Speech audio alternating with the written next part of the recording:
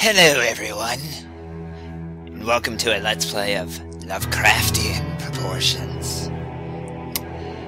Albeit I've never actually read any H.P. Lovecraft in my life.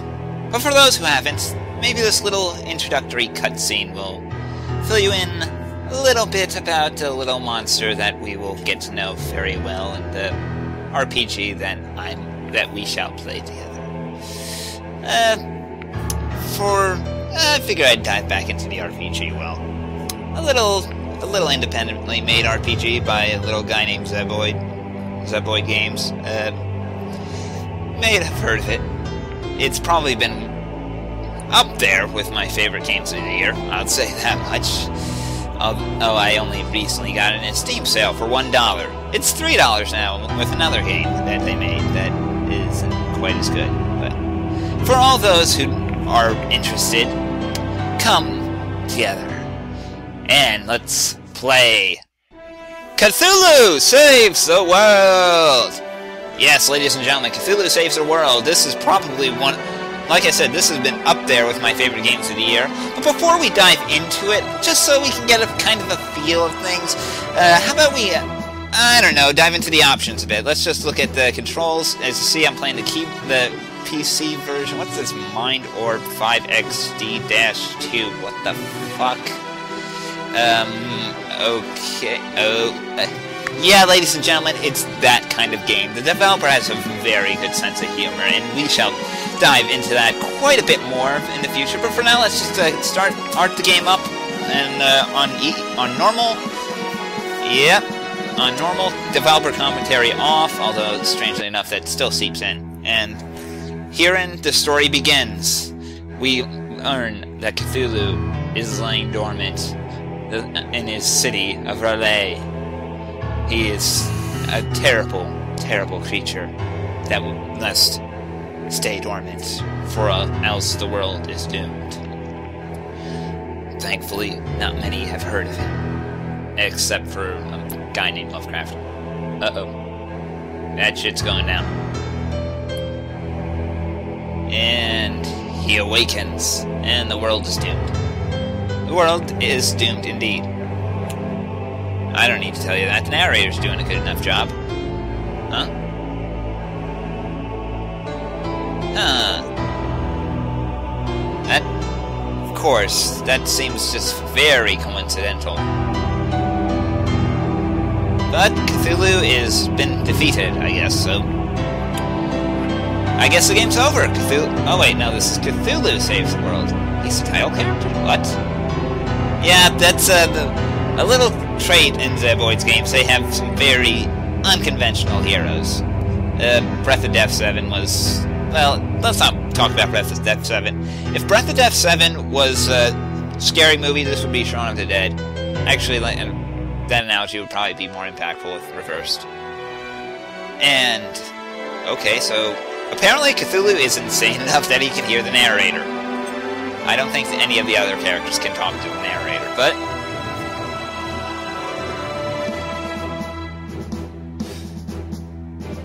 and thus, we have our hero, Cthulhu. So that way he can save the world so he can destroy it. Sounds like the plot of an Invader Zim game. Anyway, the beginning talk is pretty much mostly tutorial jabber. There's nothing interesting there.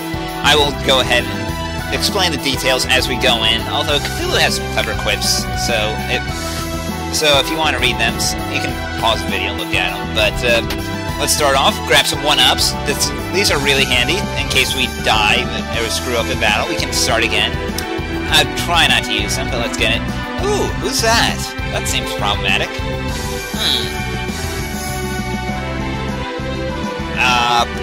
Poor Cthulhu. That's just enough. So let's get into some violence. Let's start some violence and get into the tutorial battle. First thing you'll notice is the combo meter in the upper right-hand corner. We'll get into that later, but for each attack, each hit you deal, that will raise by 1, and that'll affect various things. We got our defend ability, which kind of has a taunt, unites teams attack, potions. You can use those. Cthulhu doesn't have any spells yet, and techniques. Let's start off with a technique. We'll use Insane Strike right off the bat.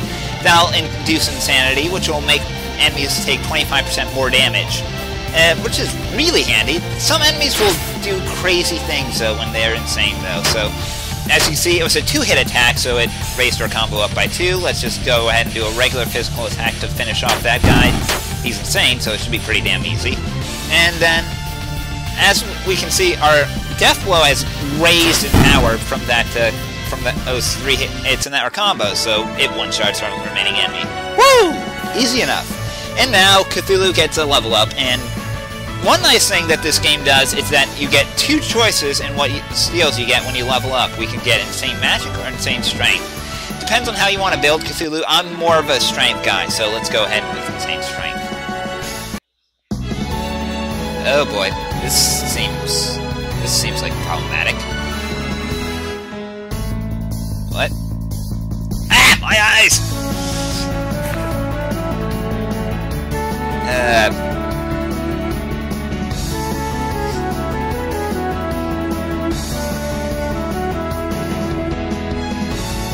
I'm surprised you would actually say that, Umi, after hearing what Cthulhu just said to the narrator.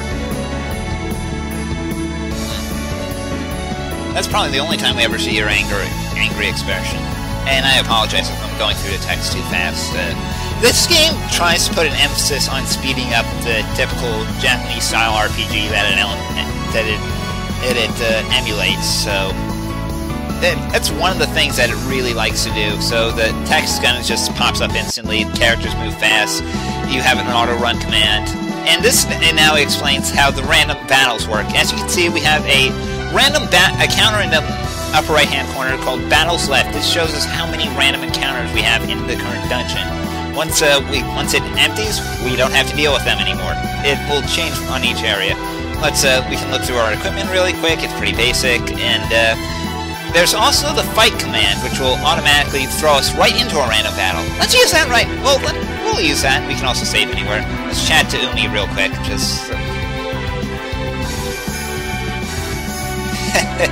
Yeah, we can do that all over the game. So let's go into a random battle right now. We got some gulls and crabs, nothing fancy. The crabs are resistant to water, and Umi has a lot of... Her main spells are going to be water-based, so we're going to have to deal with that. The gulls, I don't think they have any special weaknesses, maybe weak to electricity, but I don't have anyone that uses electrical spells, so let's just go ahead and... after an insane strike on the crab, we can just melee him to death. Alright, and Umi now goes to level 5. We can choose to hide to make her attack less often, or insane agility to give her an insane boost. Last time I went with hide, and it was pretty painful in the early game. It really didn't matter too much later on. This time I'm going to try insane agility, just for her speed's pretty good as it is, but it does start to slow down. It does start to get a little bit lacking later on, so, you know, I figure a little boost could not hurt. I should note that I have played this game before. Mishakatana. I think that... Mishkatana. Is that how you pronounce it? I have no idea. And there's a save point. Like I said, we can save anywhere, but those things also restore our MP to max. If you have been paying attention, though, our HP automatically restores after every battle, which is nice. I like that. They're trying to reduce downtime. We got a new enemy here, Umazaki. They are weak to water, so we will go ahead and, well, we'll start with an insane strike on the crab and flood the Umazaki, and we'll just go ahead and just beat the rest of these guys to submission with regular melee attacks. There's nothing, we really don't have to worry too hard about them, as it is, and basically your MP does restore a little bit after each fight. It depends on how fast you get through a battle, how few turns, and like I said, you've probably also noticed that the enemies also get stronger after every turn. This is, again, the developer is trying to facilitate a faster JRPG. We got some more new enemies, Snailies. They are the weakest enemy in the game. They only give you 1 XP per kill, and they're overall not worth the time. So pretty much just... And often they have pretty much just a basic physical attack, and they'll often skip their turn. So don't worry about them. If you run into them, don't worry about them. Let's head down the far right path and pick up some a little out-of-the-way treasure. Basic turn. Fleece tunic. Alright, so let's equip that to Cthulhu. Vitality, I should note, is like physical defense. Willpower, which is what the Fleece Tunic adds, is magic defense. So I'm gonna go ahead and put that on. Wait, is he? All right, just don't mind the fade outs. I'm just editing out random battles, you know, like I should. So let's go ahead, continue on through the dungeon. Anything up here? No, not at all. Thank you for wasting my time there with that. These dungeons don't get too labyrinthine. Alright, we got 2 new enemies, goblins and giant rats.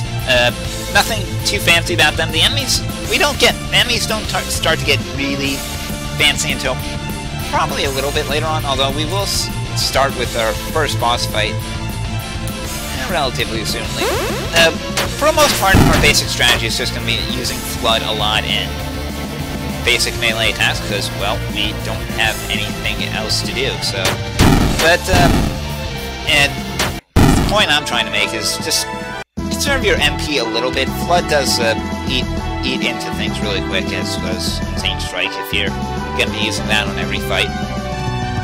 I should point out later on, we'll be getting some better ways of dealing with random encounters should they come up.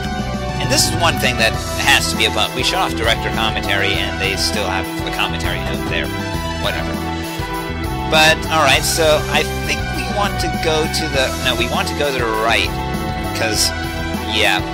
Like I said, I don't always plan these out perfectly. I don't actually... I only recently completed this. I didn't make a map lately, though, so I probably should have. We get some more potions, which are...